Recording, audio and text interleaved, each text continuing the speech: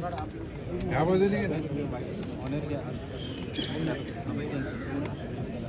देशभराच्या अमृत महोत्सवी वर्षात प्रजासत्ताक दिनाचा फार मोठा महोत्सव आणि जल्लोषामध्ये देशवासीय साजरा करतायत।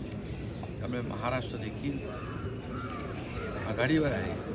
सगळीकडे एक उत्साहाचं वातावरण निर्माण झालं, कारण आपला देश अमृत महोत्सवी वर्षामध्ये पदार्पण आणि जे देशाची प्रगती आपण पाहतो, जे विजन प्रधानमंत्री महोदयांनी ठेवले या अमृत महोत्सवी वर्षात ते पूर्ण करण्यासाठी महाराष्ट्र देखील एक मोठा सहभाग, महाराष्ट्र देखील आघाडीवर असेल अशा प्रकारच्या देखील सर्व नागरिकांना शुभेच्छा।